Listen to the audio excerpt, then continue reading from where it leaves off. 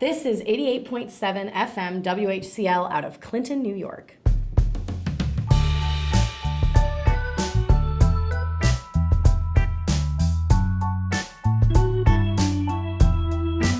I'm Kate, and I prefer rain to sunshine. And I'm Rachel, and I like to listen to music that makes me cry on purpose. And I'm Cedar, and I can't read books without aggressively fanning the pages. And you're listening to Liberal Arts and Crafts.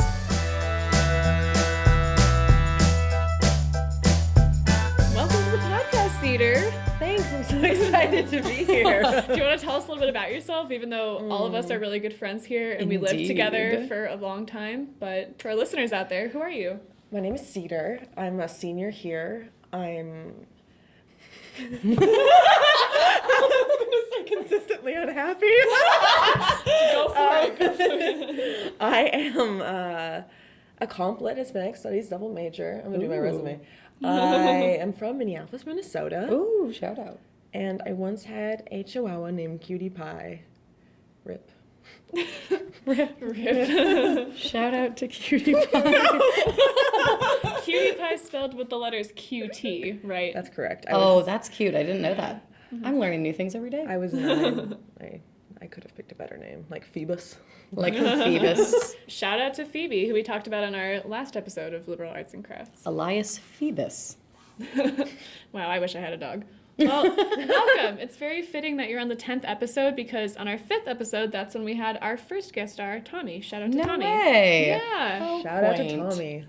So let's dive right into it. We are cutting our segments short because there's 3 of us now. So we're going to start with a vignette. Kate, what's your vignette for this week? Yeah. So to recap, just like we did when we had a guest star last time, we'll be doing just a vignette, an experiment, and an exchange. So my vignette is all about embracing being a college student, which I've finally decided to do my last semester of college. But Kelt, my sweet mate, shout out to Kelt. Love Kel. Who should also be a guest star. Oh my gosh, Episode yes. 15. Kelt, email us at libartsandcrafts@gmail.com if you're interested. Very popular email. So Kelt has bought a compulsive amount of ramen for our suite. And I saw this and I was like, that's pretty college. And I wasn't like, I'm not gonna stoop to that. No offense, Kelt. We'll get to your greatness later. I love his his cheesy goldfish. Oh, true. So I decided not to stoop to ramen until one night. It was very late. I hadn't eaten enough dinner and I had some. And I remembered how good ramen is and why this is a cheap college thing to eat. It is delicious. So yesterday, get ready for this. Yesterday, I buy myself 12 packs of ramen at the store. And I was like, I mean, why not? Maybe I won't eat them. Of course, I get back and I immediately eat one, right? So I'm boiling the noodles in the stove. And Kelt goes, you do know the fancy way to make ramen, right? I'm like, what? Like, fancy? I just bought this to be my, like, couch potato slug human. I keep bringing that back.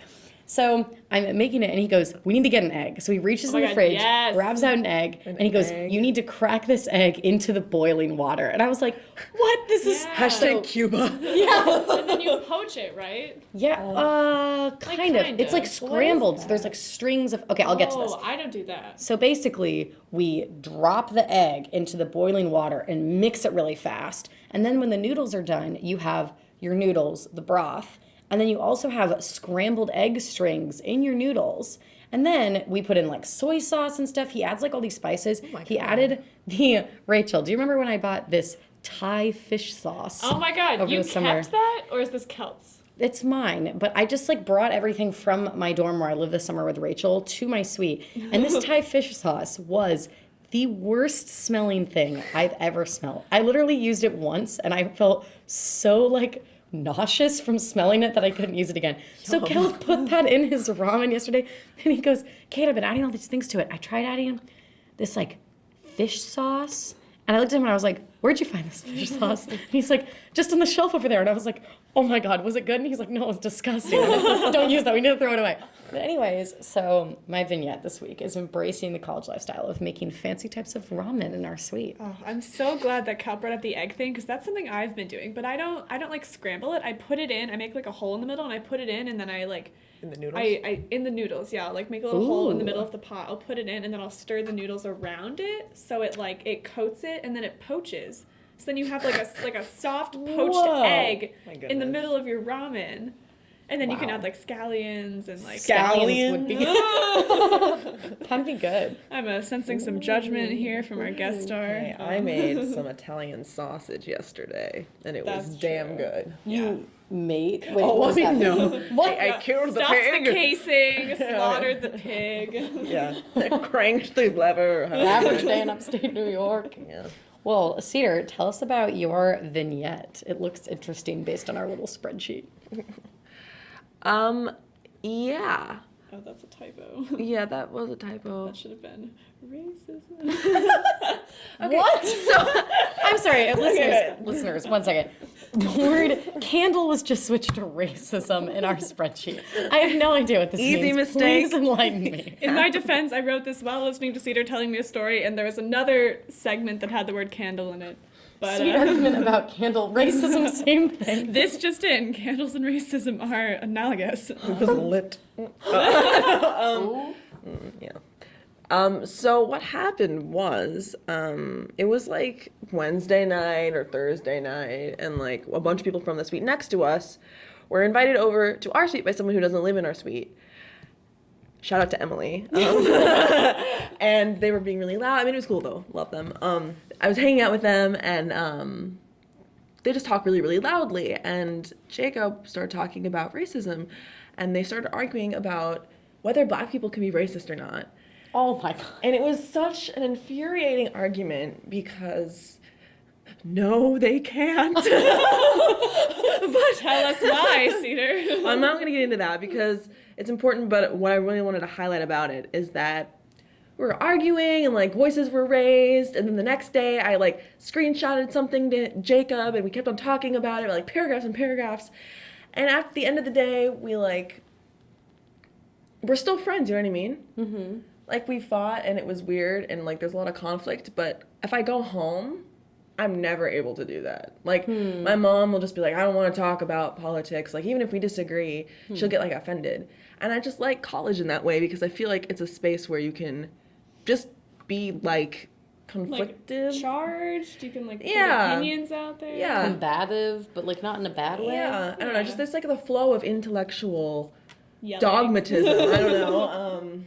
Yeah. I don't know. So it's interesting. I was listening in on that while it was happening, and I exited the situation. Yeah, that's a little. Yeah, I did not want to engage, but props to you for staying for that. I think it's still like worth engaging though. I had a conversation in my suite yesterday about the death penalty, which I thought I like made up my mind about, and like I won't get into it now, but one of my suite mates presented like a really interesting argument about like punishment in the carceral system, and it was just something that I totally agreed with, but I'd never thought of before until he had brought it up. And when he brought it up, I was like, yeah, I never really thought of it that way. And I just feel like I doubt that I would have those conversations with my parents because since they raised me, Yeah. I tend to, unlike some people though, I tend to think everything my parents thinks, I think the same thing when it comes to politics or comes to social issues. Yeah. And so I doubt that I would have those like interesting discussions at Yeah. home, like you said. Yeah, definitely.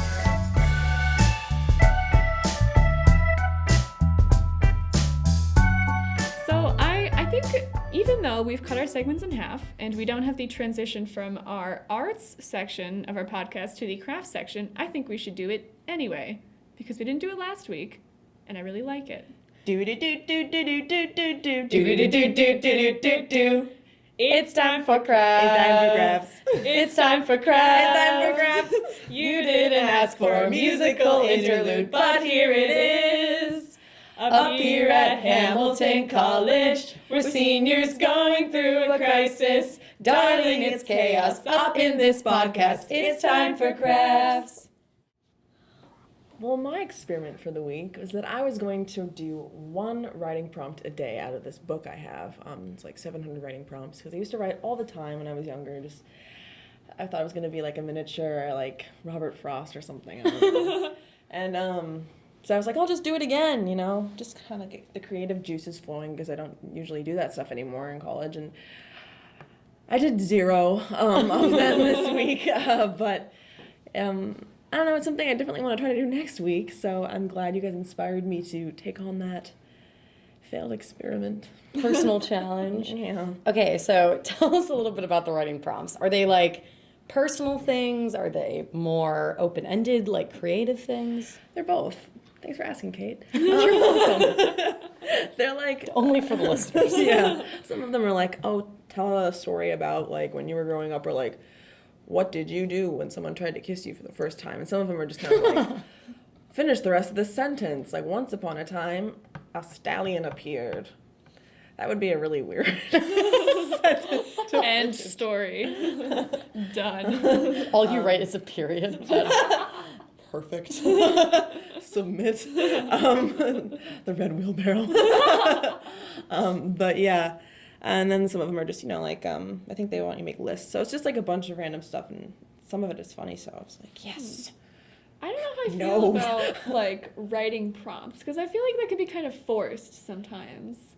Maybe that's the point, though. Yeah. Okay, so, like, I'm envisioning if you're trying to write every day, if I just sat down at a computer every day and I was like, the best way to get better at writing is to practice. Yeah. And this is a way to just, like, force yourself. And I bet some days you'll be, like, inspired, and some days you'll be, like, a red wheelbarrow at the end. Yeah. But I don't know. It's good to make a habit out of it, I guess, maybe. That is true. And on the topic of that red wheelbarrow poem, I hate that poem. I hate it. I think it's terrible. Yeah. No, there's some things that I try to do every day, but, like, I have to accept that some days it's going to be, like, pretty bad, and other days it'll be better. Same with, like, one is, like, exercise. Like, Yes. I'm going to go to the gym, and it's going to suck, and I'm not going to work out very much, but at least I went. But the same works for, did I mention reading every night last week on the podcast? I don't know if you did. Well, listeners, sorry if this is deja vu. I've been trying to read every night for fun, and so I was like, I have to read. But every night when it gets to be like midnight and going to bed, I really don't want to, and so I make myself read at least one page. And so I've made my way page by page through Lord of the Flies, one page a night. But it's fine. I mean, at least I'm keeping up the habit. I thought you were going to say Lord of the Rings, and I got way too hype. I was like, oh my god. No, just I'm like 500 pages a deep really right now. depressing. Yeah. That's true. I started reading it over Thanksgiving break, and I'm like halfway through. Oh, way to go. Yeah. Would you? Yeah, look at me Well, go. Rachel, tell us about your experiment. My experiment, okay, so preface, here on campus, Cedar and I are roommates. Whoa. Such fun. Yeah. So that's the only reason why we have another guest star on our podcast. I just made my roommate. No, I'm kidding. She wants to be here, right, Cedar? I really do. Okay. So I really, really do. I'm bringing that up because I feel like we've fallen into the same patterns now, and that my experiment is also just a series of failed experiments, and I'm going to talk about something that I'm going to do in the future now. So I think typically my experiments on the podcast are like emotional or like spiritual, like I'm going to stop being so hard on myself, or I'm going to like not procrastinate or be positive. But this week has been a very physical week for me, in that my experiments were kind of like, I'm just going to, be an adult in a bodily way. And I just didn't eat square meals. I did not sleep. I didn't floss 2 nights, which is bad because, Cedars looks really upset at me right now. Because last week I was talking about my resolution to floss, and I flossed every day this year. And now I have not. So sorry, Cedar, for not flossing. Cedar's an avid flosser. I'm afraid of her, which is partially why I'm flossing. Anyway, back on track. Is this once a day, twice a day? This is once a day. It's like Once- crazy. That's not Yeah, crazy. that may be a bit too much. So anyway, my experiment was that I failed it bad. My body is derailing today. I woke up and I felt nauseous, and I don't know why. I had a pear. That's all I've eaten today. It's noon. It's true. I watched her. I've eaten a single pear, guys. I'm killing it. So, I have a festering wound on my finger. oh my god, I have one too. Look at that. I have no idea where it came Listeners. Well, Listeners, Cedar and I both have festering paper cuts on our pointer fingers. Kind of weird. It's puffy now. listeners, I'm okay in case you're worried. Okay, all right, back on track. So right. next week, I think I'm going to try to make a resolution to be more respectful of this vessel that I'm occupying, aka my body, which I've been beating into the ground this week, which is not cool. It doesn't matter what my mental state looks like if I'm dead. So I'm going to work And on that. So true. So relatable. Okay, well, mine is a little bit failed, but something I'm going to work on. So I have an eternal battle with meal planning, not planning what I eat, but planning who I eat with. And so freshman year, and sophomore year, I planned like every single meal. I was like, okay, breakfast, lunch, and dinner, I'm going to eat with these people, and I would plan everything in advance. And like, there's so many people I want to see, so I'd like plan everything. And that was really stressful. I started going to meals and was like I had all this work to do, and I was really anxious, and I felt like I never had alone time, and I didn't have any freedom to choose when I ate because I planned too much. And like it felt forced. Like I was like, oh, like a chore. Like now I'm gonna eat with this person. Now I'm gonna do this.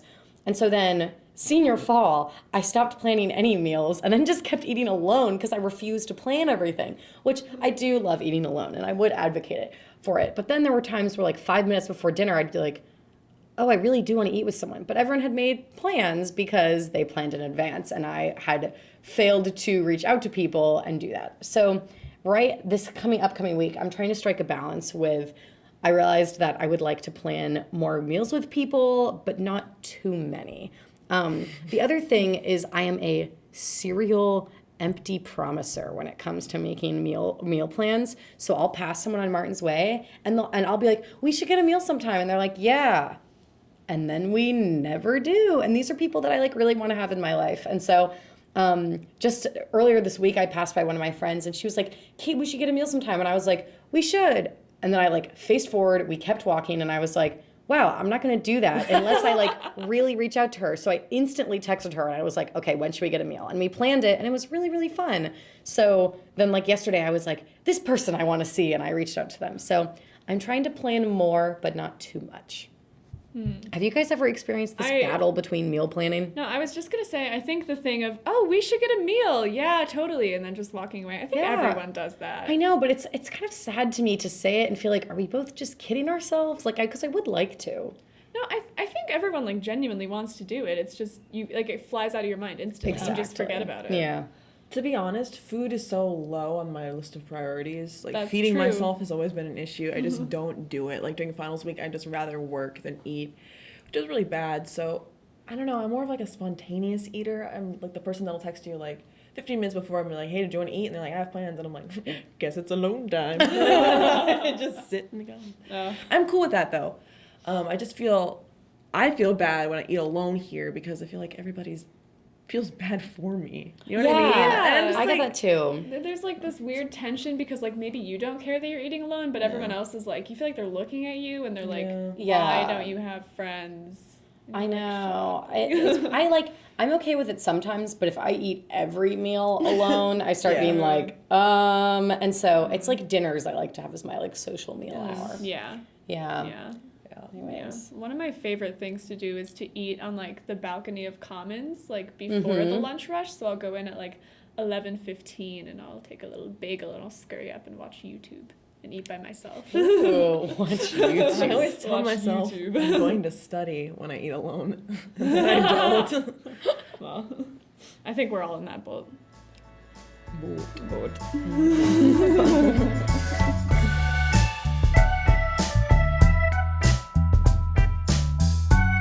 So we were just trying to figure out who should go first for exchange, and Kate told us mine is way too dark to go last. So let's start off with that, Kate. Well, Rachel already knows what mine is because I have been incessant about this topic all week. I don't know how to broach this because it's really dark, but I'll give you the preface, listeners, that I read Lolita this week. And it was an incredible... Why are you making this face? It is... You know what this is. Okay, so it's an incredibly dark book, but I'm going to broach this topic lightly, and we're not going to discuss it for very long, because you could discuss it endlessly. But basically, I get to my class for Proust, and we had this. I'm taking a Beyond Proust class. So we're basically reading books that were influenced by Proust's In Search of Lost Time, which one of them is Lolita, which is basically a refiguring of the entire volume called The Captive in Proust. They're like so similar in so many ways. One of the main differences being that in Proust, this man, Marcel, takes a woman and keeps her captive in his house named Albertine.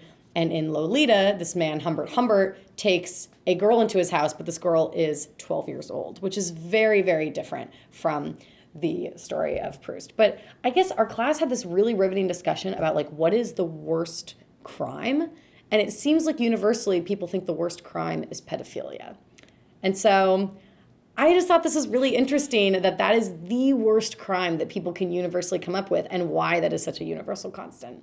We had this, okay, I was going to say this exact same conversation, but that's a lie. We had a slightly similar conversation in my linguistics class with Professor Moss last week, where we were also talking about, like, culture and, like, cross-cultural connections. And, like, one of the main tenets is, like, when you're talking about morality, this worst crime. And we also talked about pedophilia and, like, child abuse, how that's just unforgivable, usually for people. Like, that's one of the non-negotiable things. Yeah. However, when you think about other cultures, they think of like age of consent. Yeah. Their ideas of consent are different, and the age of the first sexual interaction is very different. Mm-hmm. And that's coming into conflict with a lot of like, as the world is becoming globalized and different cultures are coming up against one another. For example, I'm thinking of, I think it's in Nigeria, where there is a practice of, at the time they get their first period, all of the girls have to go to this training camp, and they hire a man to have sex with all of them. And it's like part of their initiation, but it's weird because like in Western cultures, it's like the worst thing. Yeah. And in a lot of other cultures, it's like common. Yeah. Well, this book, reading Lolita, brought up so many interesting questions, and I've become like riveted with these really dark ideas this week, which is admittedly terrible. But our class just like had this extremely heated conversation about like, what is the age of consent? Like, how can you possibly define that based on different things, or like based on the culture you're in, or everyone has a different opinion on it. And then this other idea of like, what is the worst crime? And so, I don't know, it's just interesting to...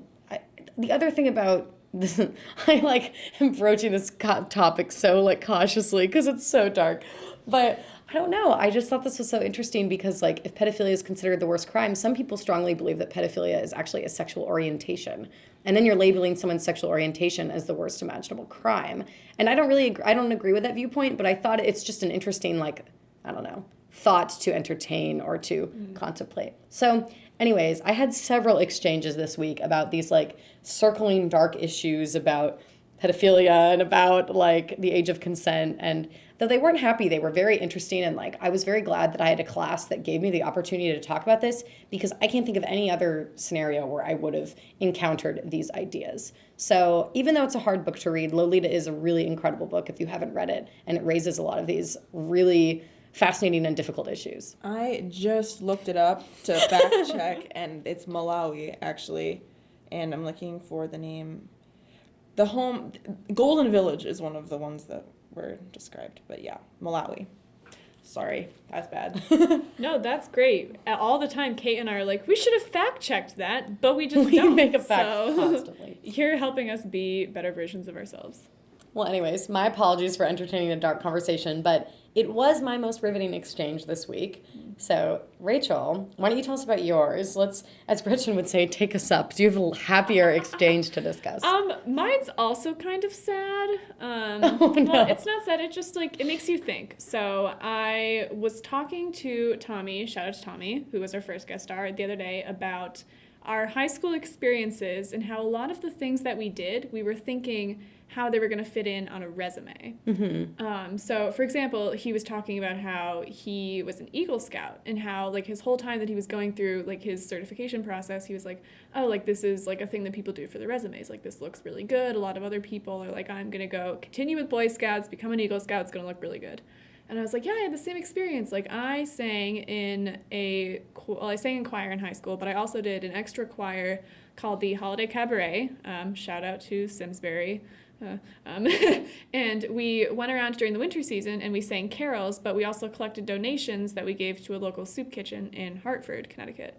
And while I loved caroling and I did it because I loved singing and I loved hanging out with my friends, I also was thinking, this is community service that I can put on my resume.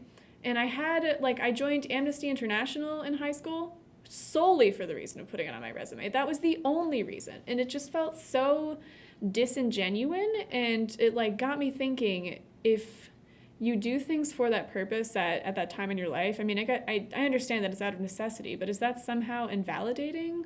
Especially for things that you're supposedly doing out of the goodness of your heart. Like when I was caroling to raise money for the soup kitchen, does that invalidate like the intentions behind my experience? I don't know.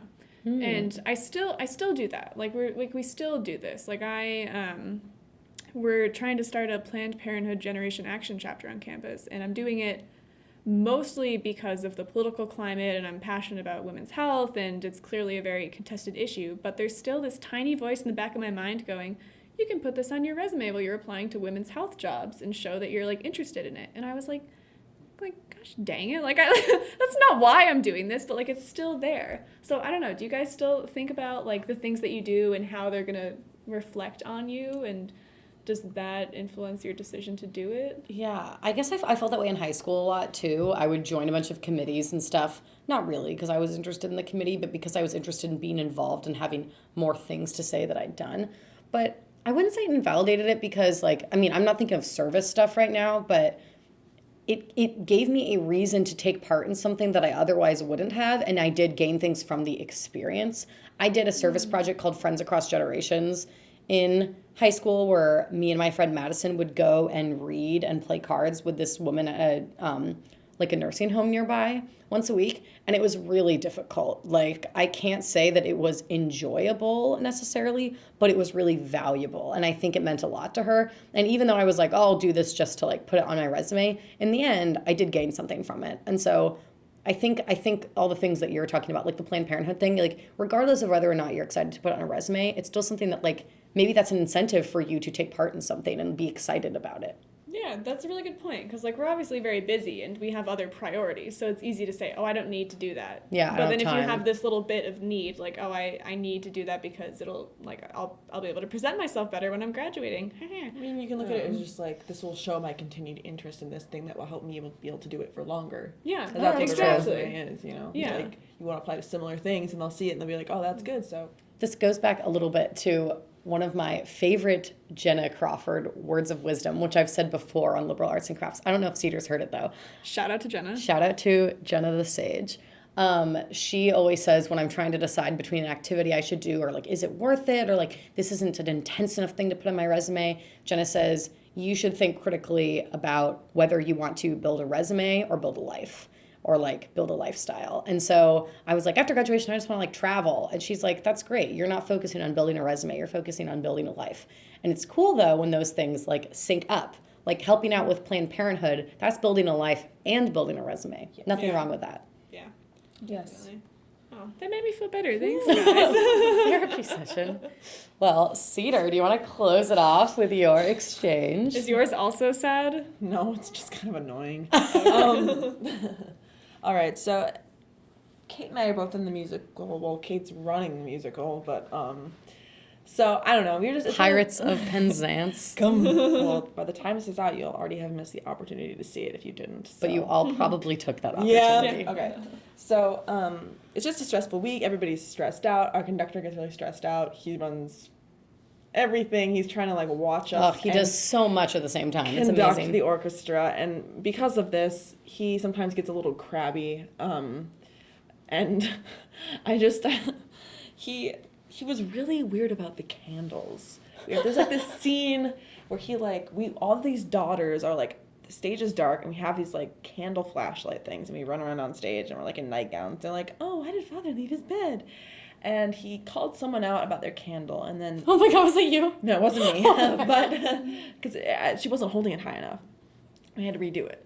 And then later on, it was the curtain call, and I was running up to get the curtain call, and my hand, like, bumped it, because you have to twist the bottom to make the light go on and off, and the candle came back on. And from the pit, he looks at me, he's like, that should have been off a long time ago, yeah? And I was like... well, it slipped in my hands. So we're like in the front, like bickering, and like the curtain call's happening. People were bowing, and then we're just like having this. Is this the actual show? No, Oh, thank the God. dress rehearsal. Though. Oh, yeah, I was yeah. like, and I just think it was really funny. I think in Capulet, I I hope you know we're not editing that out. Cedar dies live on air. Encapsulated my week. Yeah, I don't know. Just it was like one of those moments where I'm like, what am I doing? There's some like really nitpicky things that are hilarious when you like notice them, but they seem nitpicky. So one of them is the candles. Some people were holding their candles sideways, and it's like, if this was a real candle, you'd be like dripping wax all over your body. Yeah. But in the actual show last night, it was so funny. All of it, like me and a group of people noticed it backstage, and we were like laughing so hard. So in the opening number, Rachel, you're seeing the musical tonight. I am seeing it tonight with our friend Emily. I'm so excited. Get pumped. So Nick, shout out to Nick Sarosky, who is incredible in the musical. Holds this big jug of like liquor, and he's supposed to be pouring people cups of liquor, and Rob's like says, you know, with the cups you have to hold them upright or else you'd spill your drink, even though there's nothing in them. And so because some people sometimes throw them around, so he never told Nick to be careful with this jug of liquor. And as Nick goes up to sing his first solo, he raised his fist over his head and literally held the jug upside down over his head for his entire solo. And off stage everyone was like, what happened to being realistic? Like, he's pouring liquor all over himself. And every time he sang, he lifted it back over his head again. So it was as if he was triumphantly dousing himself in rum every time he sang. And I was, like, so happy that Rob was distracted with the orchestra because it was hilarious. That's great. That was very funny. That's something I would love to do during my senior spring. Just get a little, feel a little under the weather, just dump rum on my head. While singing live in front of an audience. No, I would recommend going to the musical, though. It's very goofy. Yes. To anyone who's listening now and did go, thanks. Thank you. And also a big thanks to Cedar for guest starring on our podcast. Yes. Thank you so much for joining. She's already caught on. She makes all the noises we make on the show. Yes. It's perfect. TBT to Rachel's hamster noise. Oh, man. What? Which one, though? No, it was a full squeal, for the record. Like a dying hamster? Like a scared hamster? Can you do it again? I just want to hear it. I don't know. I usually do my What was the context one. for it? Well, listeners, that is all that we have time for today on Liberal Arts and Crafts. Thanks for tuning in. Shout out to my parents who listened last night, or live in the booth for our first show. I know Kate said this last week, but our time has changed. We are now live on air Fridays at 7 p.m., and we are still uploading all of our episodes to SoundCloud and YouTube. And now, some thanks to our non-existent sponsors. This episode was sponsored by remembering all of the socially unacceptable things that you said at the party last night. It was also sponsored by Vladimir Nabokov. This episode was also sponsored by Being Emo. This episode was sponsored by those erasers that look like food. And last but not least, this episode was sponsored by WHCL. Save it.